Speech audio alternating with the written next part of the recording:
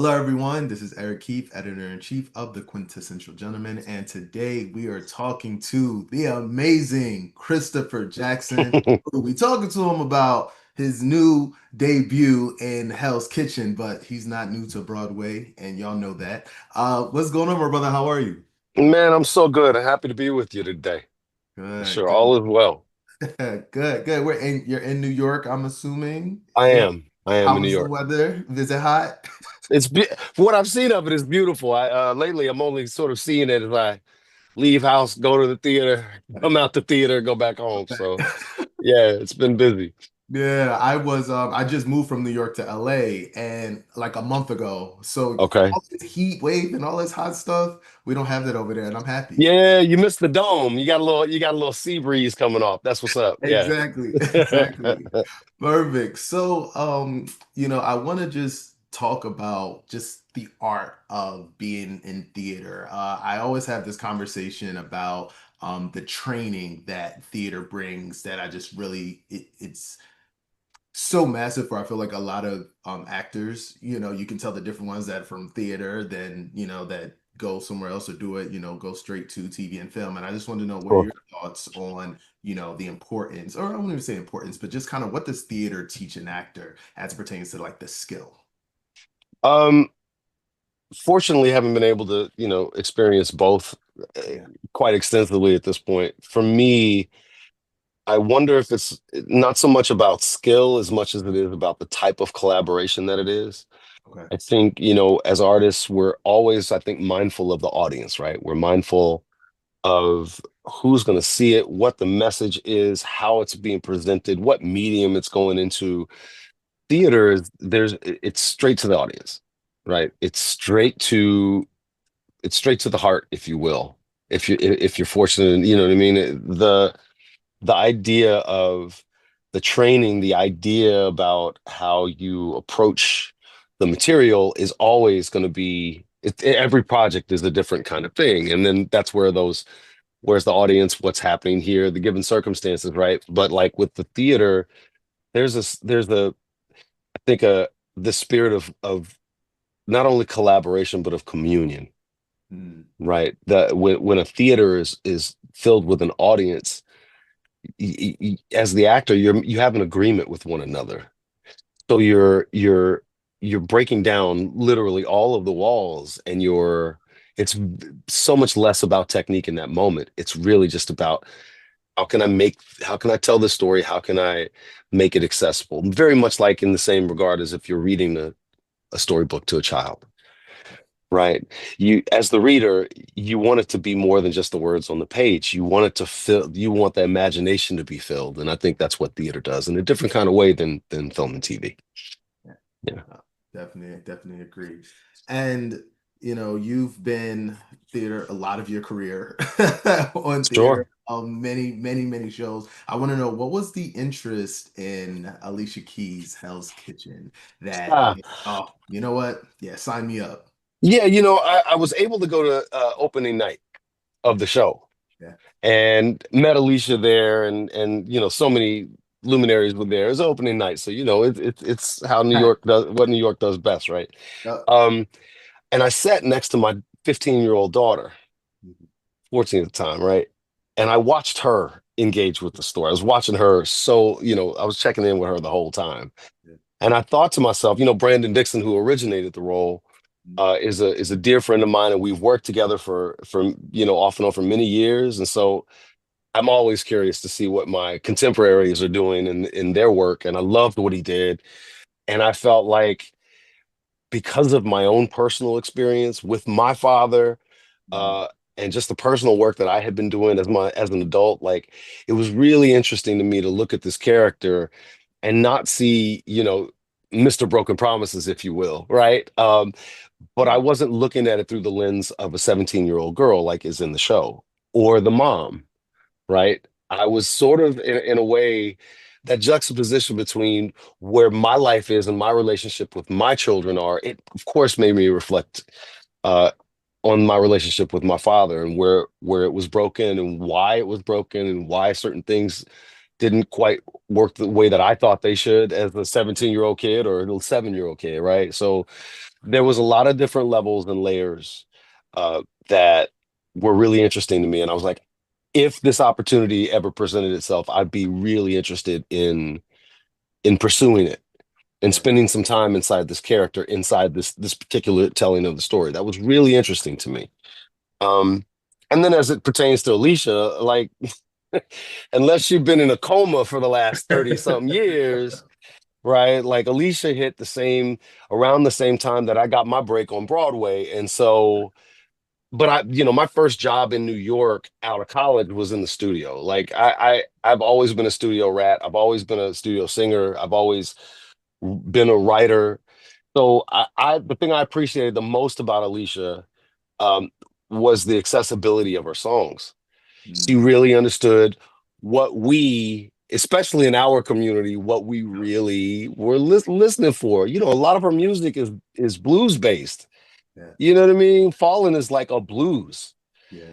You just put a little hip hop beat behind it, like her, and I appreciated that she played her own instrument. I appreciated that she wrote a lot of, she was instrumental in her own writing, and also that she understood her audience really, really well. And she kept giving us things that made us think, that we could snap our fingers to, that we could two-step to, that we love, right? And Yeah. and she's a powerful, powerful woman. She became that right in front of our eyes at the same, what I mean, all at the same time. I'm 49. Like I was literally tracking the trajectory and the output of her career. And now seeing her work and seeing her dive in and being a part of the Broadway community, which is a very open, but it's a small community, right? Like if you're not here, it's hard to quite, to get that. I really appreciated that. I really appreciated that. And so seeing all of those things combined, and just the timing of me being in between seasons and not being on stage for 8 years, I was like, Yeah. yeah, it's time. This is a show that I think I can move into and be challenged by artistically every single night. And that's what's happening. I have two questions. First one is, what was it like being back on the stage after 8 years? It was both familiar and completely disrupting, disorienting, right? Like, because every stage is different. Yeah. The audience doesn't see all the marks on the floor that you got to like move a piece of set to, or, the choreography where you have to be 2 feet down of this bench. Otherwise, this dancer is going to have to jump over your shoulders to get to their play. You know what I mean? Like um, that part is always a little nerve-wracking no matter what show it is. If you've had the benefit of building from the very beginning, then you just innately learn, and then you're working and practicing and you get those reps. When the Yeah. show's already on and it's moving, you got to learn. The curve is a lot steeper. You have to learn very quickly, and then you have to adjust your thought and make that a part of your show. But it's not an easy thing. It's a difficult, tricky thing. Yeah. So it was exciting, but it was also nerve wracking as hell. Like it was Oh, it's really fun. difficult. And you know what I love? I always say this, being an entrepreneur, being a founder and having a team, it's like I was, linking it to theater is every person has a mark that they must hit at the time in way they hit it for us to be successful, for us to win, Sure. right? So Yeah. theater is so challenging in that space, but when you see it, because I did see Hell's Kitchen, not the premiere, but I did see it when Yeah. did it and it was phenomenal. And it was just like, yeah, like no one can mess up. Literally, like everybody has to, in order for it to be successful, for everything to work perfectly. And I don't think people realize that enough, especially if you don't come from the theater culture and things like that. Sure. If you're talking TV, film, cut, do it again, all that type of stuff. So I appreciate it. I commend anyone that's in the theater space to be able to do those type of things. It's not unlike any other team sport that you can imagine, Yeah. right? Like if you're gonna do a run, if you're playing for the Rams and you're doing a running play, you got to hit that hole at a certain time. All of the timing is super important, and so it's not just the idea of the collaboration, but it's the dependence that we get to exhibit for one another. It's trust. It's confidence in other people. It's confidence doing in someone who's pushing a button and a piece of set comes in. Like it's confidence that every single person is doing their job and is committed to doing their job and wants to do their job. Theater is too hard to not want to do it. No one is stuck in a theater. right? Like you got to go to work, Work. you got to want to be there, and you got to want to engage. And that's the superpower of theater, right? Yeah. So that collaboration is, man, it's like the epitome of being an artist in a collective, man. There's really nothing better than in the world than that. Very true. Very Yeah. true. Speaking, going back to the character that you play Davis, that you are playing Davis, I want to know, what do you want Black fathers to get? Like, they come to the show and they see it. What would they get out of this character? What do Mm. you want them to get out of this character? Um, find that interesting in that the show really doesn't push into this idea that we somehow don't know how to do the father thing, Mm, right? Much in the same way that, like, I don't believe for a second, like my father and I were estranged the majority of my life, right? And I didn't understand this when I was younger, but I didn't think for a second or understand the amount of strain and pressure that human beings face on every level. And then you add all of this, all the nonsense that, our world has constantly bombarded the Black man with. yeah. And all of the lessons that I had to learn, so many of my lessons about being a father based around what didn't happen, Mm, right? Not based around what disappointments happen. But I knew that, like, okay, my father, as I got older and I started asking questions, I began to really understand, like, the power of what grace is, right? Because the idea that something could have so affected and broken my father on a spiritual level was not something that just came into it was not something that I could really understand. yeah. And yet that's precisely what happened. And then I learned the details of that experience, right? And so for me, I came to not this idea of forgiveness, but this idea of understanding. Mhm. So it didn't define for me the only way that I could make things good is if I was the opposite Yeah. of Yeah. what I experienced, but I do know my job is to turn the key and be at home at night. My job is to come back. My job is, as a father and as a Black man navigating the world, I know what I represent when I leave, and I got to bring that same thing back home.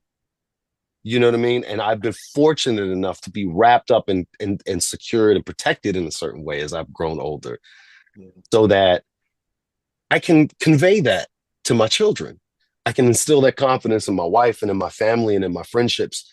That reliability and that dependability isn't just something that I work for individually, but it was also something that was supported because of my community, Yeah. right? That part. I think as it pertains to Davis, I see mostly in the guise of the fact that he's an artist looking for the perfect song. And we artists are crazy that way. We artists can we artists can be that way. We find the thing that might save our minds and our lives in that, okay, I have this skill, I have this desire to play the perfect song, to find the perfect note, this perfect chord progression, the perfect opportunity to get in front of the right people and have this collaboration, this thing. And I think more than anything, as it exists in the story that they've crafted for the show, Davis is out looking for that. Yeah. Davis is going to go to a piano bar across the country.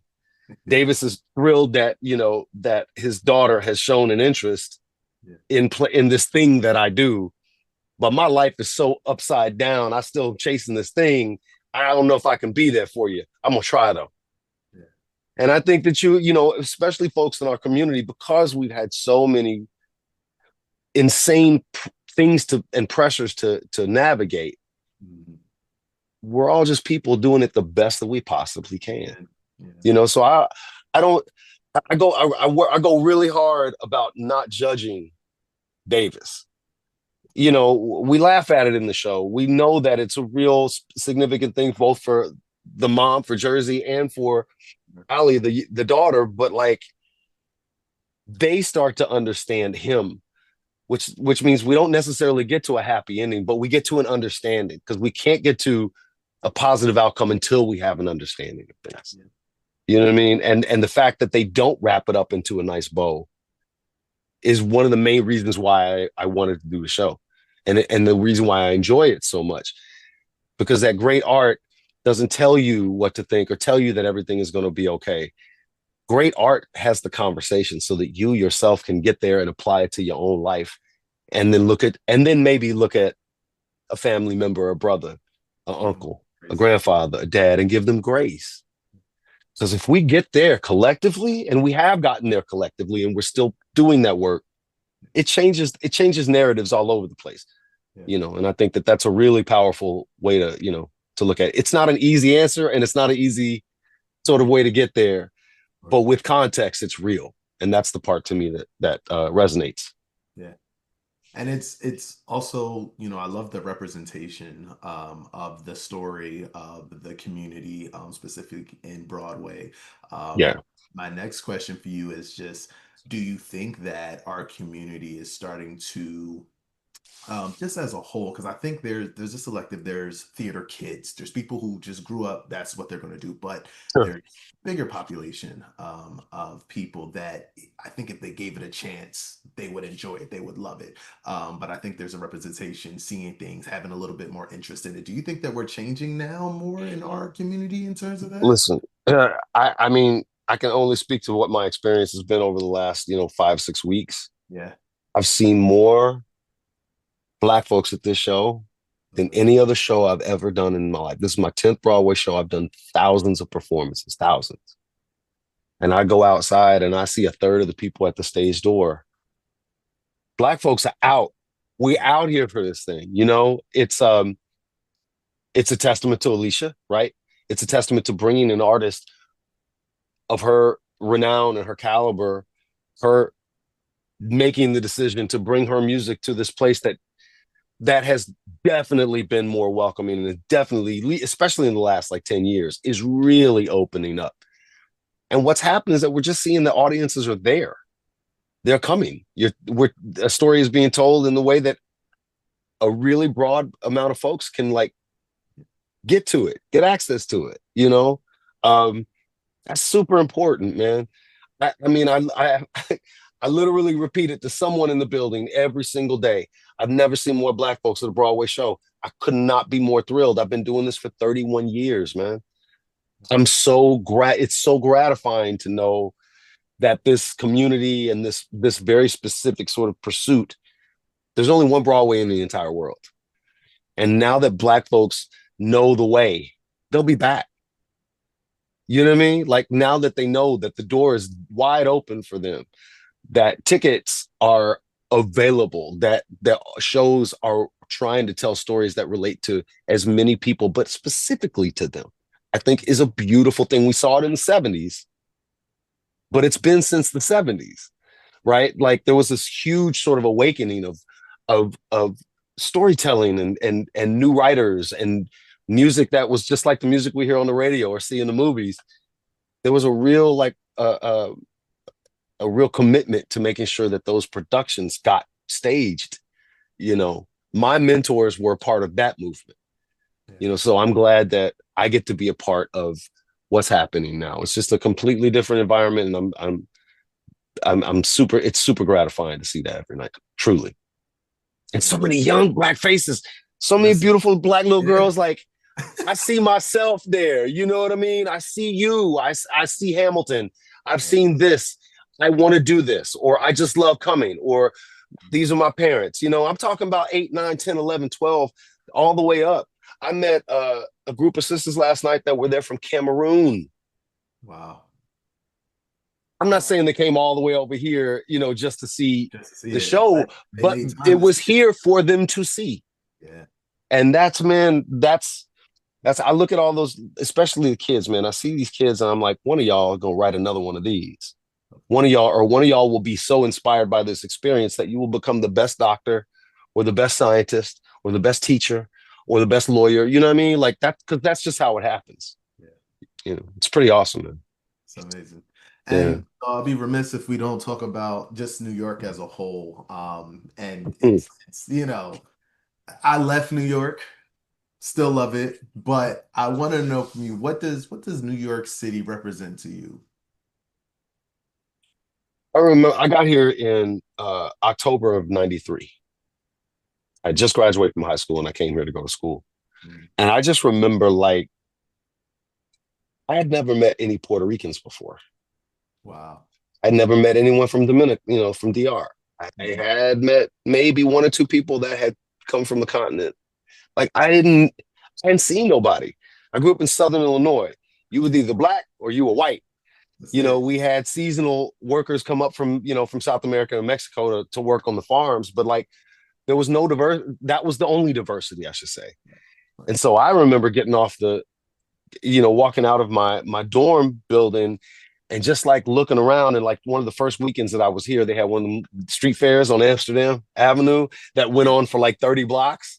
And I Yeah. just remember walking through like, oh my God. Like I remember the first Caribbean Day festival I went to over in Brooklyn. Yeah. I had never seen that many black people. You know what I mean? It was at one point at one time.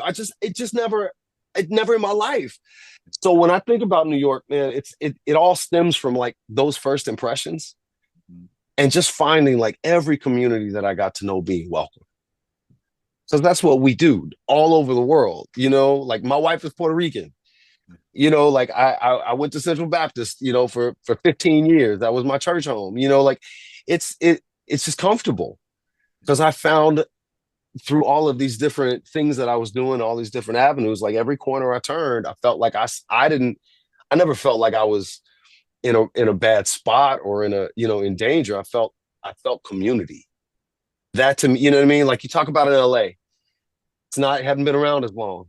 It's more remote. And so it's harder to like find everybody's got their own enclave, but there's so much more spread out in New York. All You together. you all together, and thankfully so. You know what I mean? I mean, as someone with a black daddy and a white mama, like I find community everywhere because I've always had to. You know what I'm saying? And I like it that way. Yeah. I'm comfortable that way. Yeah. It's a good look. Well, I love New York for that. I hate the winter though. Really, I'm really done with the cold. if And I I could applaud do it, I it'll be applaud you six for doing the months same here thing. and 6 months there. Copy That's that. it. Copy that. For sure. Computers are brutal.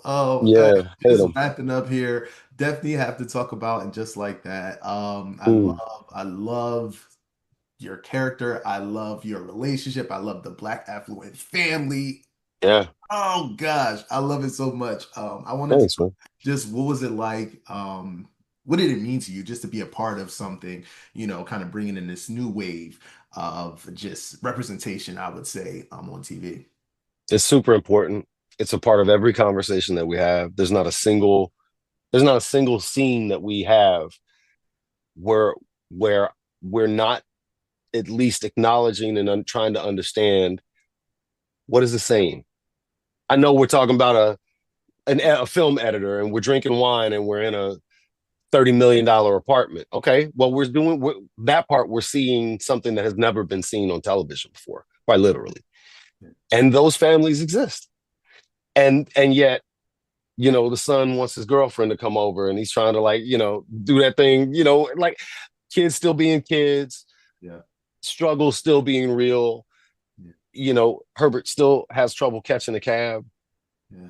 when he could afford to have his own driver, but it's just the circumstance of the moment, right? Like, and still dealing with those things, and they still are affecting. It's the humanity that we get to have in the telling of the story. In spite of the given circumstances, we're all still really trying to do. We're trying to make the day. We're trying to do something every day, like be good, be good, wife and husband to one another, be good Yeah. parents, be good, be the son, good son to Mama Wexley, who's got a whole set of, so it's very Mama Jefferson, but Very much like, so. but we enjoy it, man, and we are ever conscious of the story that we're telling, how it applies to our own life. Nicole and I spent a whole lot of time talking about our kids, Yeah. talking about our spouses, talking about our crazy selves in the midst of all of this and how we're impossible to deal with. You know what I mean? Like, but our chemistry is spectacular. She's a brilliant actress. She really is. And she's a real friend. And so I wish I could say it was work, but honestly, when we get in there, it don't feel like work. It feels like we're getting to play in a really dope sandbox. Yeah. And Yeah. that's a blessing, man. It's It's amazing. awesome. That's amazing. Yeah, I'm excited to see. All right, I need you to just calm down a little bit. I know you're getting a little jealous. A Getting a little jealous. We got some Kai Brooks. We got little all bit, a right. little bit, a little bit. Yeah. Oh, but we're so excited. It's amazing. Thank you so much for talking with me, man. I appreciate it. This was amazing. Great talking to you, man. Best of luck. Keep up the good work for sure. Thank you so much. Talk All soon. right.